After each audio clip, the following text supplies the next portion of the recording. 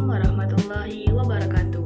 Baiklah, perkenalkan nama saya Herviana, NIM 2311254. Baiklah, di sini saya akan menjelaskan tentang ilmu fikih yang berjudul pinjam meminjam. Baik, yang pertama di sini saya akan menjelaskan tentang pengertian pinjam dan meminjam. Dalam fikih Islam, qard adalah memberikan harta kepada orang lain untuk dimanfaatkan, wajib dikembalikan dengan yang sama tanpa tambahan. Secara sederhana, meminjamkan sesuatu kepada orang lain dengan kewajiban membalikannya. Contoh, meminjam uang 100.000 terus dikembalikan dengan nominal yang sama, yaitu 100.000.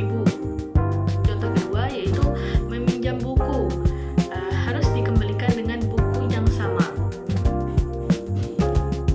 Pengertian lain yaitu dalam fikih Islam, qard adalah tindakan memberikan harta atau biasanya berupa uang atau barang kepada orang lain untuk dimanfaatkan dengan kewajiban bahwa penerima harus mengembalikannya dalam jumlah bentuk yang sama tanpa tambahan apapun.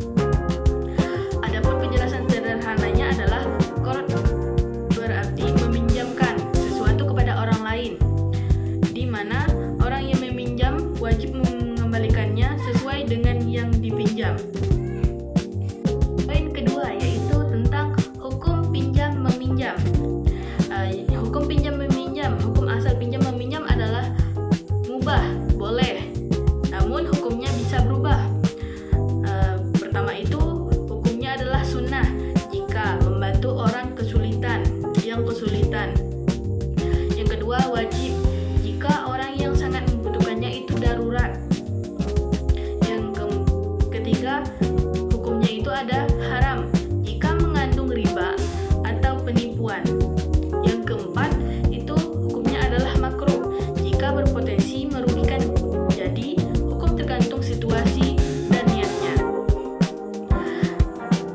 Adapun materi tambahannya yaitu hukum asal pinjam meminjam pada dasarnya adalah mubah ataupun boleh. Artinya diperbolehkan dalam Islam selama tidak melanggar ketentuan syariat. Adapun perubahan hukum itu bergantung dengan situasinya. Hukum pinjam meminjam bisa berubah tergantung kondisi dan niatnya. Adapun yang pertama itu niatnya adalah sunnah. Menjadi sunnah jika bertujuan membantu orang yang sedang kesulitan.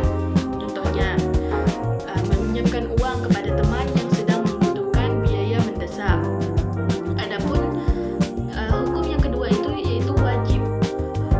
Hukum ini menjadi wajib jika orang meminjam sangat membutuhkan ataupun darurat dan kita mampu membantu. Contohnya, membantu orang yang butuh biaya untuk keselamatan hidup atau keselamatan hidup seperti makan, kesehatan, dan lain-lain. Hukum yang ketiga itu menjadi haram. Adapun hukum pinjam meminjam ini bisa menjadi haram jika dalam praktiknya terdapat riba, atau misalkan saya minjem uang terus di dalam meminjamkan uang itu ada ribanya atau tambahan.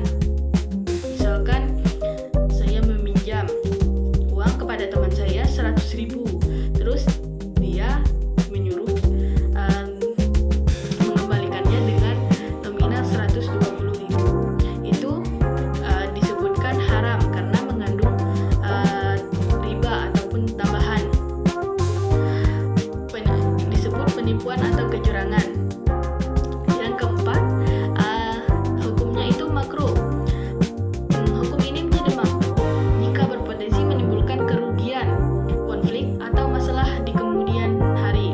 Contohnya, meminjamkan kepada orang yang tidak dikenal dan tidak dikenal dan tidak bertanggung jawab. Akhirnya, poin yang ketiga yaitu tentang dalil pinjam meminjam. Dalam Al-Quran, Surah Al-Baqarah ayat 246, yang dimana artinya itu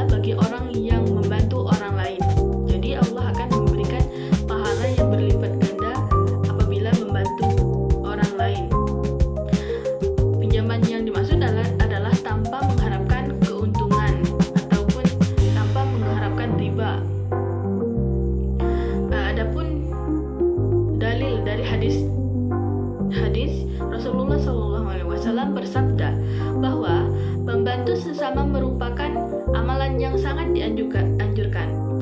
Penjelasan hadis ini yaitu memberi pinjaman termasuk bentuk tolong-menolong dalam kebaikan.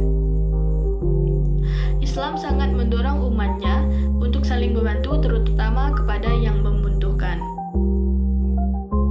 Selanjutnya, poin yang keempat itu menjelaskan tentang rukun pinjam-meminjam. Di sini ada 4 rukun dalam qard. Yang pertama itu adalah mukrid, orang yang memberi pinjaman. Yang kedua, muqtarid, yaitu orang yang meminjam. Yang ketiga, ma'qud alaih, barang yang dipinjam. Yang keempat itu sigot ataupun akad. Ijab dan qabul, tanpa rukun ini pinjaman tidak sah. Adapun penjelasan tambahannya, rukun pinjam-meminjam qard dalam Islam yaitu unsur-unsur yang harus ada agar transaksi pinjaman dianggap sah menurut syariat. Rukun pinjaman qard atau meminjam disebut bahwa ada 4 rukun utama, yaitu yang pertama itu mukrid. Mukrid adalah pemberi pinjaman, yaitu orang yang memberikan pinjaman. Syaratnya adalah berakal dan balik. Kedua, memiliki harta yang dipinjamkan. Ketiga, memberikan pinjaman dengan sukarela ataupun tidak terpaksa. Rukun kedua yaitu muqtarid, peminjam, yaitu orang yang menerima pinjaman. Syaratnya, pertama, mampu menggunakan barang atau uang yang dipinjam. Kedua, memiliki tanggung jawab untuk mengembalikan. Adapun rukun ketiga yaitu ma'qud alaih, barang yang dipinjam, yaitu objek atau barang yang dipinjamkan. Syaratnya itu jelas jumlah dan jenisnya. Kedua, bisa dimanfaatkan, harus dikembalikan dengan yang setara atau tidak boleh kurang atau lebih dan jika disyaratkan. Rukun keempat itu yaitu sigot, yaitu akad, ijab dan qabul, yaitu pernyataan kesepakatan antara kedua pihak. Ijab pernyataan dari pemberi pinjaman, qabul adalah penerima dan peminjam. Akad ini bisa dilakukan secara lisan, tulisan, atau tindakan yang menunjukkan kesepakatan. Kelima, menjelaskan tentang syarat pinjam-meminjam. Syaratnya yaitu barang harus jelas ataupun jumlah dan jenisnya harus jelas. Yang kedua, barang halal dan bermanfaat. Yang ketiga, tidak ada tambahan ataupun riba. Yang keempat, ada kesepakatan antara dua pihak. Yang kelima, barang wajib dikembalikan. Ini penting agar tidak terjadi perselisihan. Adapun pengertian tambahannya tentang syarat-syarat pinjam-meminjam qard dalam Islam, yaitu syarat pinjam-meminjam agar pinjam-meminjam sah dan sesuai syariat harus memenuhi beberapa syarat. Yang pertama itu barangnya bagus ataupun harus jelas. Jumlah dan jenis barang harus diketahui dengan jelas, tidak boleh samar atau tidak pasti. Contohnya meminjam uang 100.000, jelas, bukan sekitar 100.000 ataupun uang receh yang gak nyampai 100.000. Yang kedua, barang harus halal dan bermanfaat. Barang yang dipinjamkan harus halal, bisa digunakan untuk hal yang baik. Contoh, uang, buku, alat kerja boleh, bukan barang haram ataupun untuk maksiat. Yang ketiga, tidak ada tambahan ataupun riba. Tidak boleh ada syarat tambahan saat pengembalian, harus dikembalikan sejumlah yang sama. Contohnya, pinjam uang 100.000, maka kembalinya 100.000, tidak boleh jadi 110.000 karena itu termasuk riba. Yang keempat, ada kesepakatan antara kedua belah pihak. Harus ada kerelaan antara pemberi dan penerima pinjaman. Tidak boleh ada paksaan Biasanya dilakukan melalui akad atau ijab dan qabul. Yang kelima, barangnya wajib dikembalikan. Peminjam wajib mengembalikan barang sesuai kesepakatan. Jika tidak, bisa menimbulkan dosa dan perselisihan. Poin keenam yaitu menjelaskan tentang hak dan kewajiban. Di sini pemberi pinjaman itu berhak menerima kembalinya barang. Jadi pemberi pinjaman itu berhak menerima pinjamannya dari orang yang meminjam. Kedua itu tidak boleh meminta tambahan. Peminjam tidak boleh meminta tambahan kepada peminjam.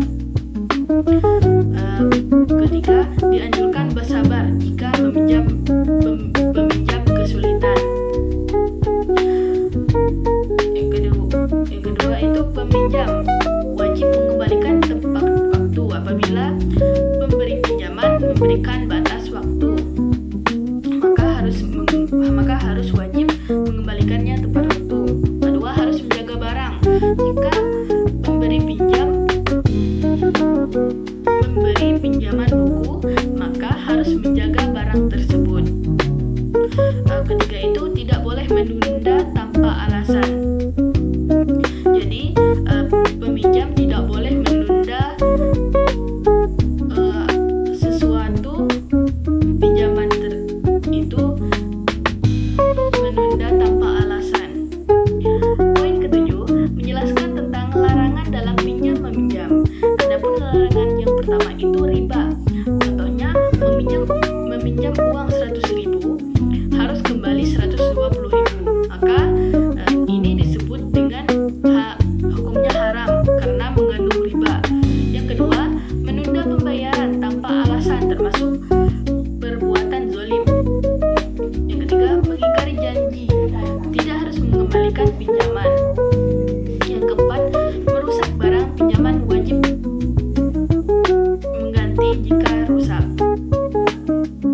Adapun materi tambahannya yaitu larangan pinjam meminjam atau qard menurut Islam, yaitu hal-hal yang tidak boleh dilakukan agar transaksi tetap sesuai syariat.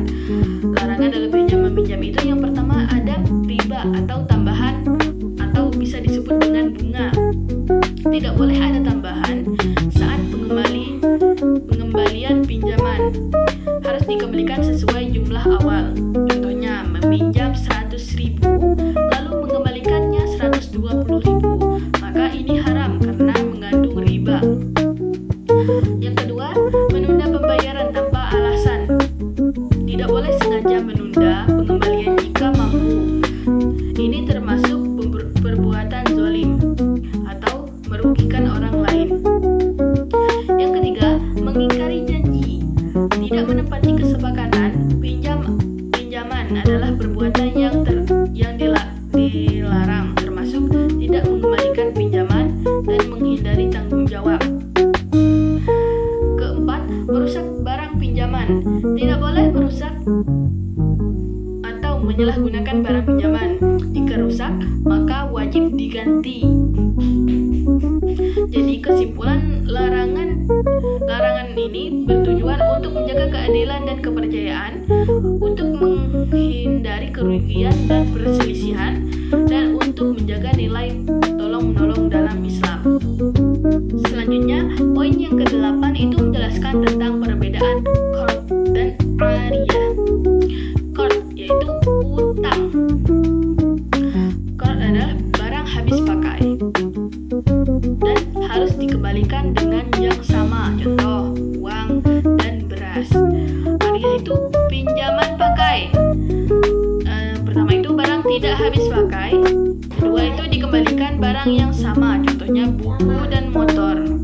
Selanjutnya poin yang ke-9 itu menjelaskan tentang hikmah pinjam meminjam. Yang pertama itu ada membantu orang yang membutuhkan. Kedua, mempererat persaudaraan. Ketiga, mengurangi kesulitan hidup. Empat, mendapat pahala dari Allah. Dan yang kelima, menumbuhkan sikap tolong-menolong. Materi tambahannya, hikmah pinjam meminjam yang menjelaskan manfaat atau nilai kebaikan dari kegiatan